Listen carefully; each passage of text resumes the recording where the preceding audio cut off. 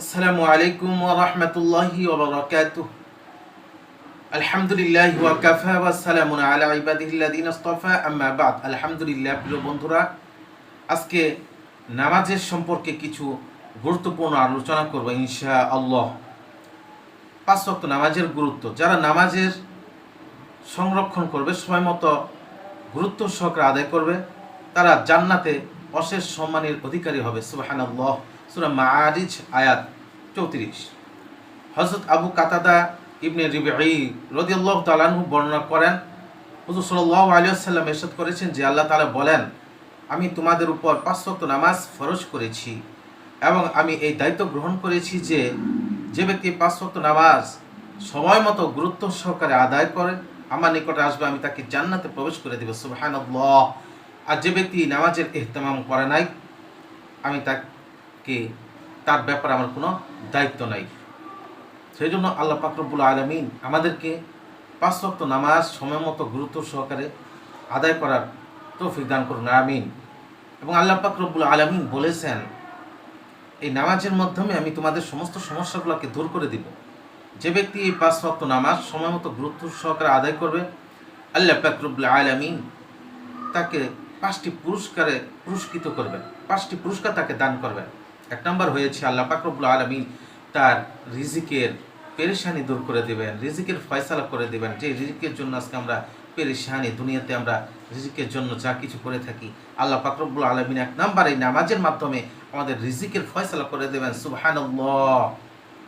দুই নাম্বার হয়েছে আল্লাহ পাক রব্বুল আলামিন আমাদের দুনিয়া ত্যাগ করতে হবে, দুনিয়ার পরে কবর।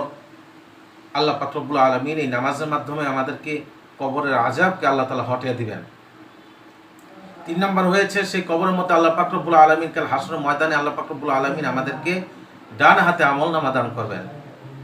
চার নম্বর হয়েছে কুল সিরাতের পথ আল্লাহ পাক রব্বুল আলামিন আমাদেরকে বিদ্যুৎ গতিতে পার করে দেবেন। পাঁচ নম্বর হয়েছে আমাদেরকে আল্লাহ পাক রব্বুল আলামিন বিনা হিসেবে জান্নাত দান করে দেবেন। সুবহানাল্লাহ। সেই জন্য আমার প্রিয় বন্ধুরা, আমরা এই নিয়ত করি ইনশাআল্লাহ আমাদের যত সমস্যা আছে আমরা এই নামাজের মাধ্যমে আমাদের সমস্ত সমস্যাগুলোকে আমরা দূর করে নিব। আজকে আমরা মানুষ দুনিয়ার মধ্যে সকলে পেরেশান অবস্থায় আমরা আছি, কিন্তু আল্লাহ পাক রব্বুল আলামিন যদি চান এই নামাজের মাধ্যমে আমাদের সমস্ত জরুরতকে আমরা পুরা করে নিতে পারবো ইনশাআল্লাহ। সাহাবী আজমাইনরা তারা কি করতেন? তারা নামাজের মাধ্যমে তাদের সমস্ত জরুরতগুলোকে পুরা করে নিতেন। সেজন্য আমাদের যে কোনো জরুরত দরকার হয়, যে কোনো সমস্যা হয়, আমরা কি করব ভাইয়েরা, প্রিয় বন্ধুরা? আমরা নামাজে দাঁড়িয়ে যাব, নামাজের মাধ্যমে দাঁড়িয়ে আমরা ফয়সালা করে নিব। আল্লাহ পাক রব্বুল আলামিন আমাদেরকে নামাজের মাধ্যমে সমস্ত জরুরতগুলোকে আল্লাহ তাআলা পূরণ করে দিবেন, আশা করি ইনশাআল্লাহ।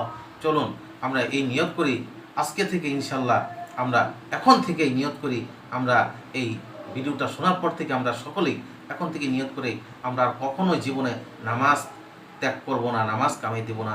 আমরা এখন থেকে নামাজ শুরু করে দিই ইনশাআল্লাহ। আল্লাহ পাক রব্বুল আলামিন আমাকে এবং আমার সকল প্রিয় বন্ধুদেরকে নামাজ পড়ার তৌফিক দান করুক, এই কথার উপর আমল করার তৌফিক দান করুক, আমিন। আসসালামু আলাইকুম ওয়া রাহমাতুল্লাহি ওয়া বারাকাতুহু। সকলে ভালো থাকবেন, সুস্থ থাকবেন।